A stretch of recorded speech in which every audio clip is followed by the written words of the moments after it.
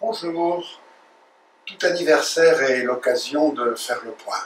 Celui de la Déclaration universelle des droits de l'homme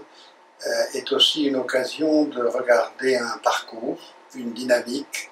et de regarder où nous en sommes aujourd'hui. Parce qu'au début, la Déclaration universelle des droits de l'homme, c'est un aboutissement. C'est un moment historique. C'est quelques années après l'adoption de la Charte des Nations Unies,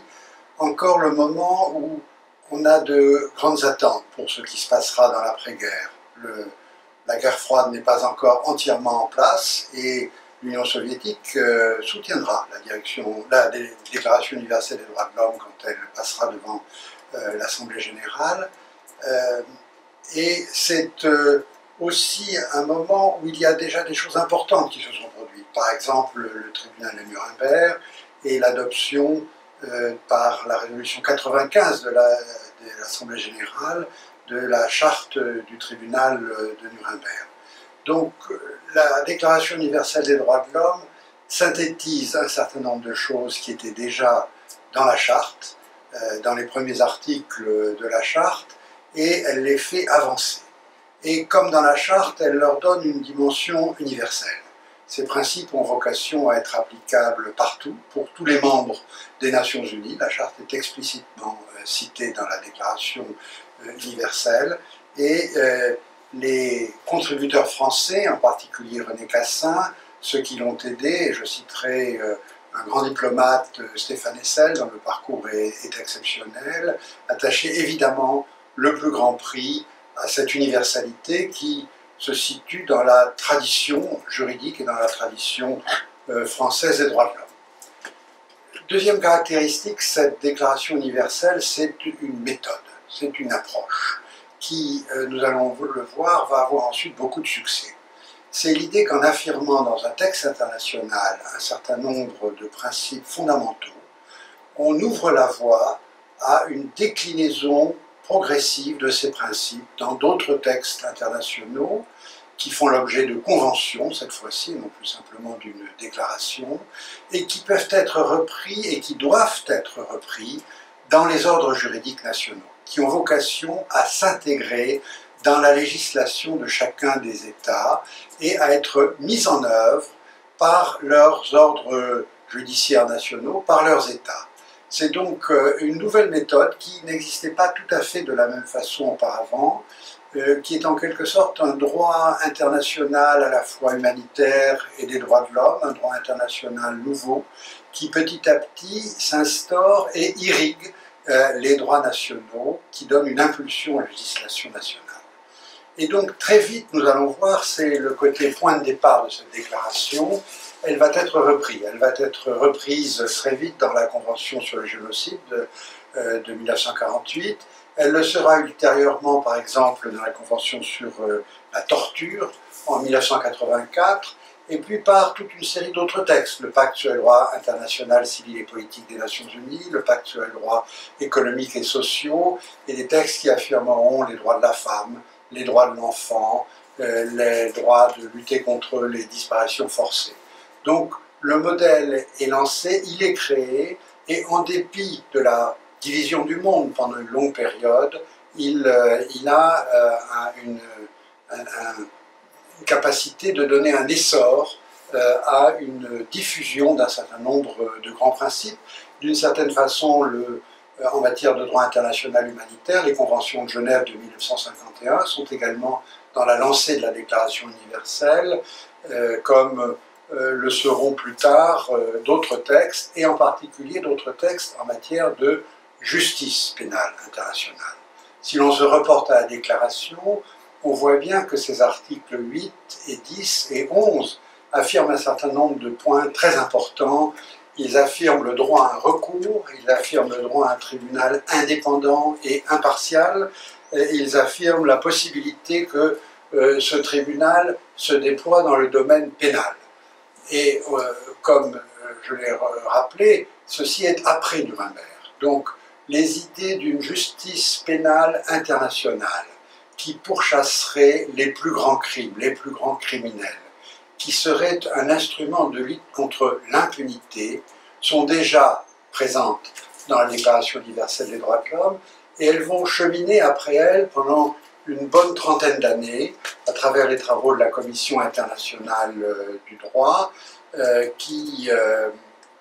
Commission du droit international, qui progressivement va élaborer un certain nombre de projets, et quand des événements critiques se produiront, naturellement, le Conseil de sécurité en fera usage pour créer le tribunal pénal international pour l'ex-Yougoslavie, le tribunal pénal international pour le Rwanda, et au moment fort, pendant la décennie où il y a eu une certaine convergence dans la communauté internationale, après la chute du mur de Berlin et la transformation de l'Union soviétique, il y aura le 18 juillet 1998 l'adoption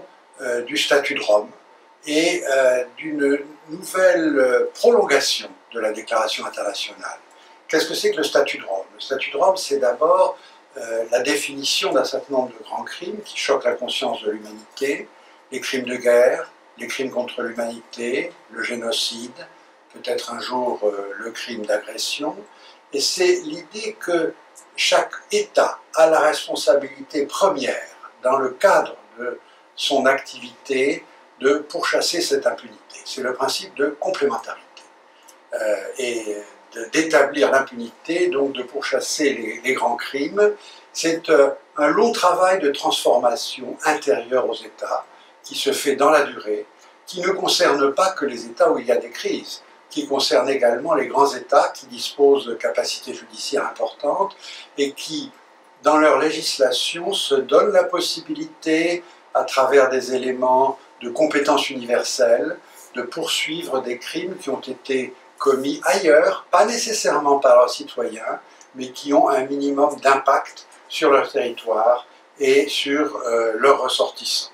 Je ne citerai pas d'exemple précis, mais on voit aujourd'hui déjà la mise en cause, par exemple, d'un certain nombre de personnalités du régime syrien par des tribunaux allemands et par des tribunaux français, qui sont une illustration de cette responsabilité qui peut s'exercer, de poursuivre, qui peut s'exercer à travers les pays qui disposent de capacités judiciaires importantes.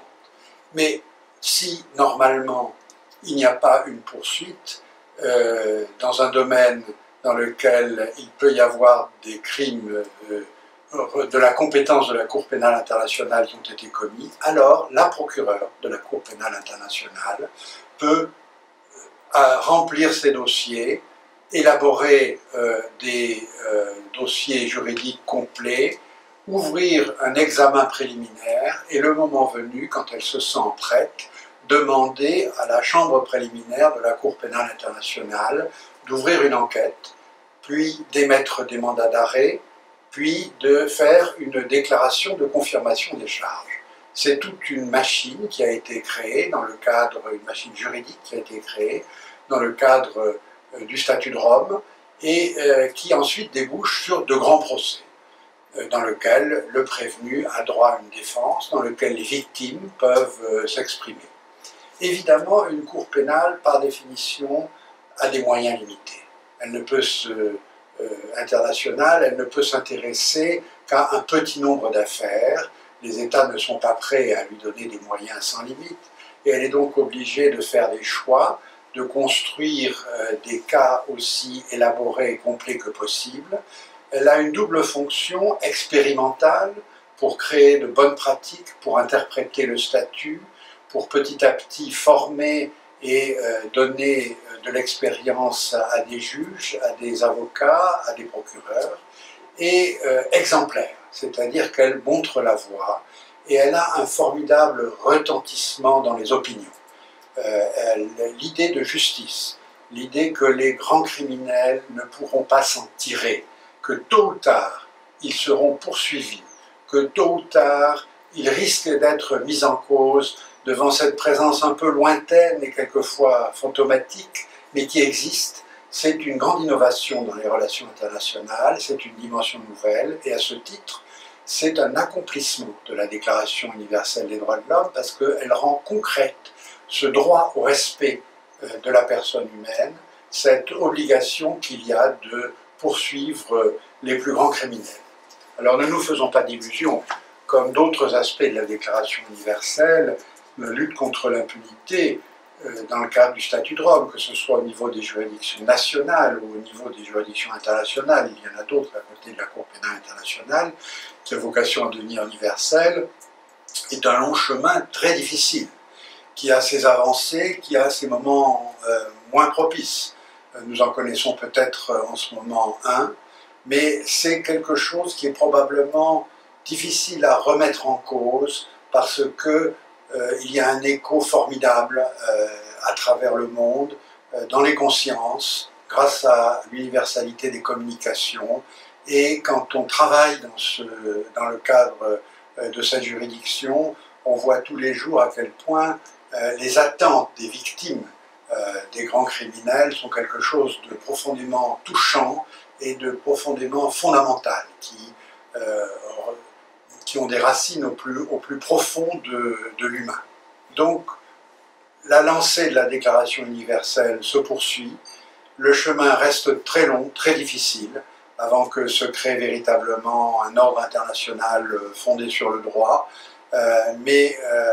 il mérite ô combien d'être poursuivi, et le travail qui est fait par tous ceux qui contribuent aux droits de l'homme et aux Nations Unies est une étape très importante dans cette direction.